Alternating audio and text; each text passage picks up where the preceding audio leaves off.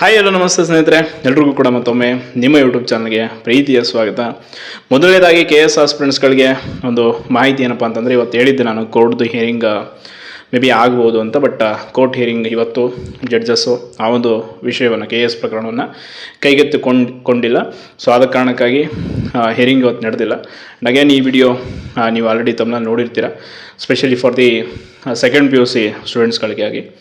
ನಾಳೆ ನಮ್ಮ ಕರ್ನಾಟಕ ರಾಜ್ಯದ ದ್ವಿತೀಯ PUC ವಿದ್ಯಾರ್ಥಿಗಳು ಬರೆದಿರುವಂಥ ಪರೀಕ್ಷೆಯ ಫಲಿತಾಂಶ ಇದೆ.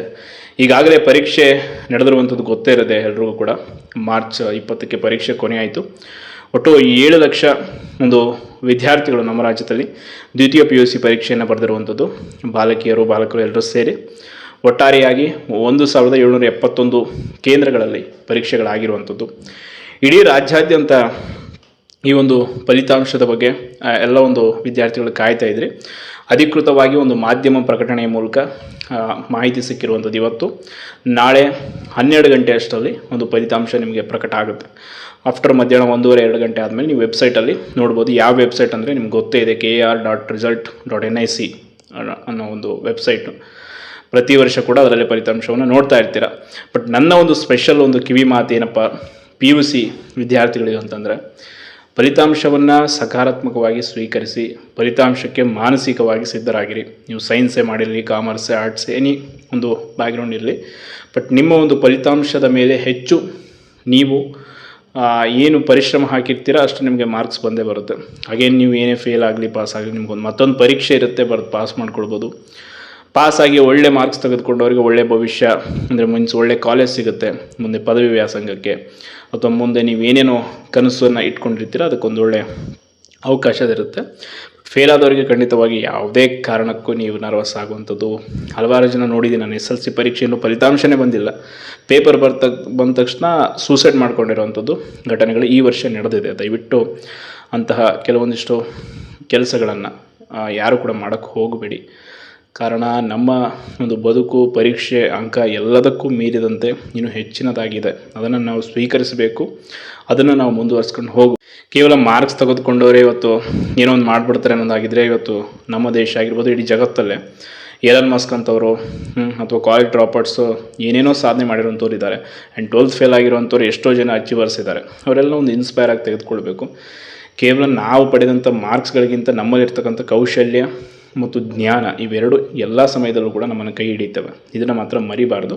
ಕಾರಣ ನಾನು ಕೂಡ PUC ಇದ್ದಾಗ ನಮಗೂ ಕೂಡ ಅದು ವೈಯಕ್ತಿಕವಾಗಿ ಅನಿಸೋದು, ಆ ಒಂದು ಪರ್ಸಂಟೇಜ್ ಮೇಲೆ ಹೆಚ್ಚು ಕಾನ್ಸಂಟ್ರೇಷನ್, ಸುತ್ತಮುತ್ತ ಜನರ ಪ್ರೆಷರು, ಫ್ಯಾಮಿಲಿ ಪ್ರೆಷರು, ಮುಂದೆ ಪದವಿ ವ್ಯಾಸಂಗಕ್ಕೆ ಏನು ಮಾಡಬೇಕು, ಯಾವ ಕಾಲೇಜ್ಗೆ ಅಡ್ಮಿಷನ್ ಸಿಗುತ್ತೆ, ಎಷ್ಟು ಅಂಕಗಳು, ಖಂಡಿತವಾಗಿ ತುಂಬ ಆ ಒಂದು ಸಿಚುವೇಷನಲ್ಲಿ ಪ್ರೆಷರ್ ಇರುತ್ತೆ. ಬಟ್ ಅದನ್ನು ಹ್ಯಾಂಡಲ್ ಮಾಡಿ. ಅಗೇನ್ ನಾನು ಮತ್ತೆ 2-3 ವೀಡಿಯೋದಲ್ಲಿ ಹೇಳಿದ್ದೀನಿ, ಸೆಕೆಂಡ್ PUC ಆದಮೇಲೆ ನೀವು ಡಿಗ್ರಿಗೆ, ಎಸ್ಪೆಷಲಿ BA, BCom, BSc ಏನೇ ಡಿಗ್ರಿ ಇರಲಿ, ಬೆಂಗಳೂರು ಅಥವಾ ಧಾರವಾಡದ ಯಾವುದೇ ಕಾಲೇಜ್ಗೆ ಅಡ್ಮಿಷನ್ ತೆಗೆದುಕೊಳ್ತೀನಿ ಅಂತಂದರೆ ದಯವಿಟ್ಟು ನಾನು ಅದ್ರ ಬಗ್ಗೆ ಕಂಪ್ಲೀಟ್ ಆದಂಥ ನಿಮ್ಗೆ ಮಾಹಿತಿ ಕೊಡ್ತೀನಿ. ವಿತ್ ಹಾಸ್ಟೆಲ್, ಯಾವುದಾದ್ರೂ ಹಾಸ್ಟೆಲ್ಗೆ ಸೇರ್ಕೊಳ್ತೀವಿ ಅಂದರೂ ಕೂಡ ಅದಕ್ಕೂ ಕೂಡ ಮಾಹಿತಿ ನಿಮ್ಗೆ ಕೊಡ್ತೀನಿ. ಅದ್ರ ಜೊತೆ ಯಾರಿಗಾದರೂ ಆರ್ಥಿಕವಾಗಿ ಸಹಾಯ ಬೇಕಿದ್ರೆ ಖಂಡಿತವಾಗಿ ಮಾಡ್ತೀನಿ. ನಿಮ್ಗೆ ಯಾವುದೇ ರೀತಿಯಾದಂಥ ಕಾಲೇಜ್ದು ಇನ್ಫ್ರಾಸ್ಟ್ರಕ್ಚರ್ ಏನೇ ಮಾಹಿತಿ ಬೇಕಿದ್ರೂ ದಯವಿಟ್ಟು ಕಮೆಂಟ್ ಮಾಡಿ. ಫಲಿತಾಂಶ ಆದಮೇಲೆ ಆಗಿರ್ಬೋದು, ನಿಮಗೆ ಯಾವುದಾದ್ರೂ ಇಂಥ ಒಂದು ಕಾಲೇಜ್ ಇದೆ, ನಾನು ಈ ಕಾಲೇಜ್ ಬಗ್ಗೆ ಮಾಹಿತಿ ಬೇಕು, ನಾನು ಅಥವಾ ಅಲ್ಲಿ ಸೇರಿಕೊಳ್ಬೇಕು ಅನ್ನೋದಿದ್ದರೆ ಖಂಡಿತವಾಗಿ ತಿಳಿಸಿ, ನಾನು ಅದ್ರ ಬಗ್ಗೆ ಮಾಹಿತಿ ಕೊಡ್ತೀನಿ. ಆ್ಯಂಡ್ ವಿತ್ ಆ ಕಾಲೇಜ್ನ ನಿಮಗೆ ಒಂದು ಡೀಟೇಲ್ಸನ್ನು ಕೂಡ ಪ್ರೊವೈಡ್ ಮಾಡ್ತೀನಿ.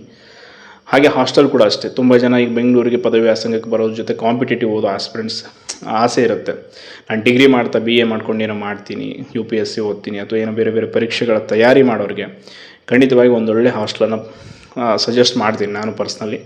ಅದೆಲ್ಲ ಒಂದು ಮಾಹಿತಿಗಳನ್ನು ನಾಳೆ ನಿಮಗೆ ಫಲಿತಾಂಶ ಆದಮೇಲೆ ಪ್ರೊವೈಡ್ ಮಾಡ್ತಾ ಹೋಗ್ತೀನಿ. ಕಾರಣ ಒಬ್ಬ ವಿದ್ಯಾರ್ಥಿಗಳು, ಕೆಲವೊಂದಿಷ್ಟು ಮನೆ ಪೇರೆಂಟ್ಸ್ ನೋಡ್ತೀವಿ, PUC SLC ಆದಮೇಲೆ ಡ್ರಾಪ್ ಮಾಡಿಸ್ಬಿಡೋದು, ಸಾಕಿಲ್ಲಿಗೆ ಮುಂದೇನೋ ಮಾಡುವಂಥದ್ದು ಬೇಡ.